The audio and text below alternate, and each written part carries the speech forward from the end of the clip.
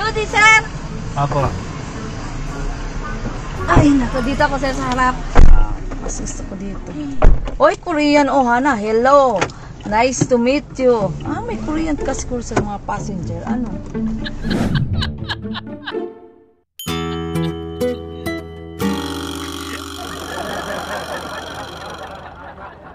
How are you? Grabe naman ang letter nila. How are you? This is you. Why? Hirap naman intindihan yung sulat nila. Oh, ito yung asan dyan ang H. Ah, ang H siguro itong bilog na may ganun. H. Oh, H. How? Ito H, ito O, ito W. Match. O yung H niya, ganun. Pero ito pareho to, oh. Match din siya, o U. Paano kaya yan? O, pareho ito tatlo. Y ito sa dulo, o U. Ay, mama. Pag-araw, bibili ka ng libro. Marunong ka na magsalita? Ay, Korean? 사람입니다.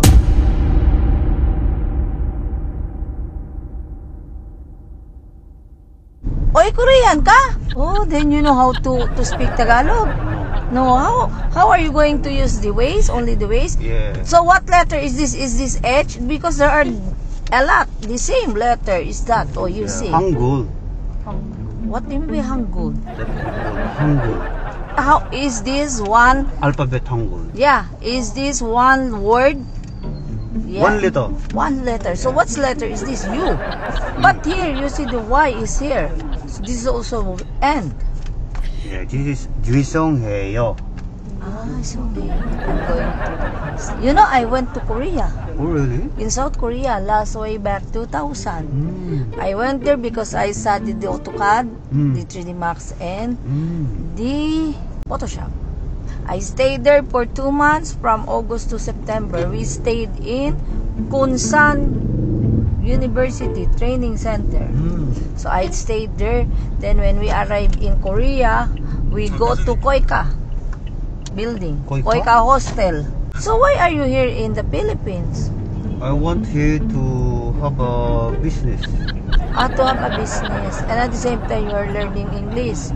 Yeah, I learned only here. Here, yeah, because when you go home to Korea and if you're very good in speaking English, oh, they always see you as a high level person because you know how to smart. speak English. Yeah, you're smart, really. You know, when I go to Korea, when we have after our training session, we used to train those professor who wants to learn English. In fact, I have a lot of students who wants to. You teacher? Yeah, I'm a teacher here. Teacher. Yeah, and I went to Korea because the government, we have an exchange scholarship between the government of the Philippines and Korea. So I go there because I studied AutoCAD. Where you teach in?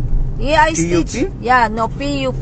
PUP. Polytechnic, yeah. Ah. When I go to Korea, you know the bridge that they make that most of the time they do the shooting. It's only built during that time, so we got pictures because we're an architecture.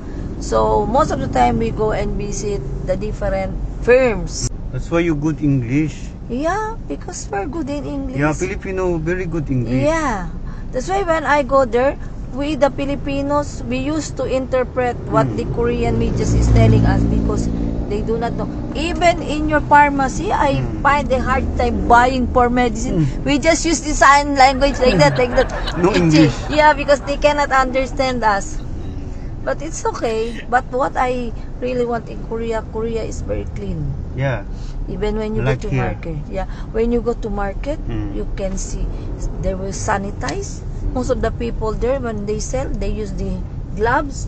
They're wearing the boots. Then they have the hair dress here. It's very nice. And one thing also, most of the people, the drivers, those who are on the market are old people. That's why I wonder, where is it the young ones? When we visit the factories, it's there the young one. Most of the young ones are in the factories, and only the old people who are the seniors, the owner of the company, are the old people. But all the labor force are very young. How many years have you stayed here? 3 years. 3 years. And you know already how to speak Tagalog? Konti. Konti. Yeah, but you have to learn it. Yeah, I want to learn more. Yeah, that's you're going to buy in the National Bookstore. There are lots of Filipino, Korean. Yeah, I listen to music. Yeah, you listen to music. Filipino music. Yeah, and you should have a lot of friends who wants to talk in English and who knows how to talk in English and Filipino. Yeah, my English is not very good, but Yeah, it's okay, but still we can yeah, understand. you can communicate. Yeah, that's good. It's okay. Okay. You know that you know already the streets here in the Follow the ways. Ah, you just follow Yeah. the ways. Just follow. So where do you stay? Makati. Makati. Yeah. Then is this your car? Yeah. Oh, then why are you using Toyota? Hmm? You're using Toyota. This is Toyota. I like Toyota. No, but when you go to Korea, you cannot see anything Yeah, about only Hyundai. Hyundai, Kia. Yeah, Kia. Yeah, because when we go there, then we stay in the streets. Because during the time when we go there, way back to Texas, there are no malls. The malls are being constructed.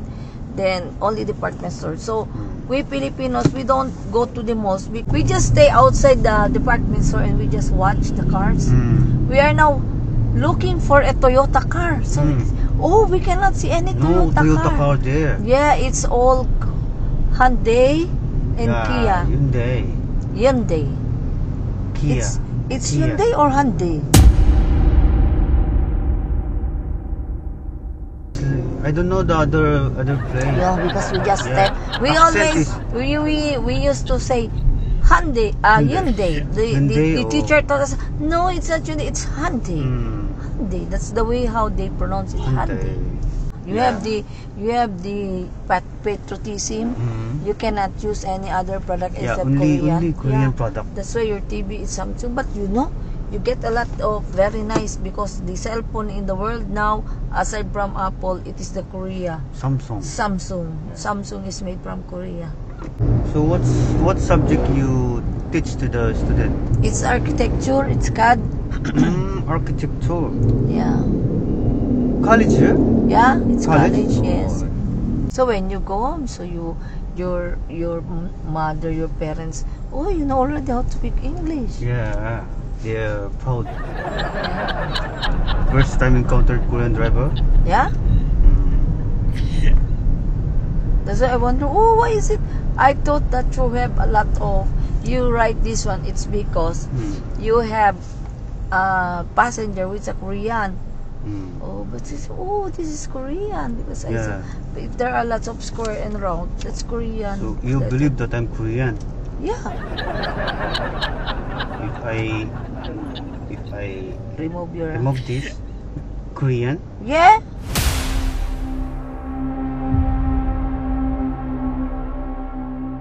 If I remove this, Korean?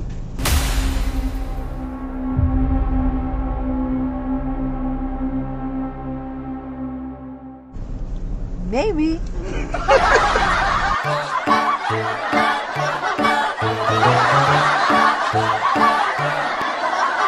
Filipino po ako, ma'am. Ah, Pilipino ka?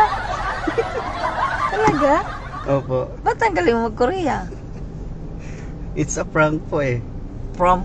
It's a prank. Opo, it's a prank po. Pero hindi, ganun talaga ang Koreano. Opo. Ang itsura kasi maputi ka. Pero ang diction mo is Korean, ha? Ay, talaga po? Oo. Ay, salamat po. Kaya ma'am. gano'n nakita ko sa Korean ka talaga. Kasi nakita-kita, ganun din ang maitsura ng Korea. Ay, talaga? Maputi ka kasi. Lapit na po tayo, ma'am, no? Oo. Tagalog tuloy si ma'am. Uy, kung English ka sa akin, mas gusto ko mag-English. Oo, grabe. Sabi ko, di ako makasingit kay ma'am. So, actually, ma'am, Pero galing ka ng Korea.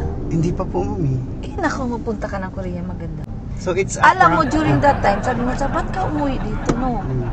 Alam mo ang reason why? It's very difficult to communicate because most of the people in Korea, they do not know how to speak English. They cannot read English, so it's very difficult. Kaya mahirapan ka. Pero na-prank talaga kay ma'am. Oh. Na-prank talaga. So, actually, ma'am, ginagawa ko ito kasi May mga Korean ka na, ano? hindi po, ma'am. Actually, nagbablog po ako. Ah, nagbablog ka. Opo. Na paano ka mag-vlog Korean? Ayun.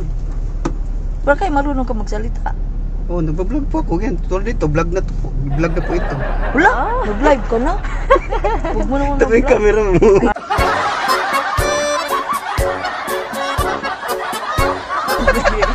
wag mo iyan. Ano mo ma'am, papayag mo ba kayo or hindi? Makita ko. Ay, masisikat si ma'am. Okay lang ma'am? Bahala ka. Yay. Pero hindi talaga, sa totoo lang, parang kang Koreano. Talaga po? Kaya yung mata mo ganon. Kaya lang ang Ay, mga talaga?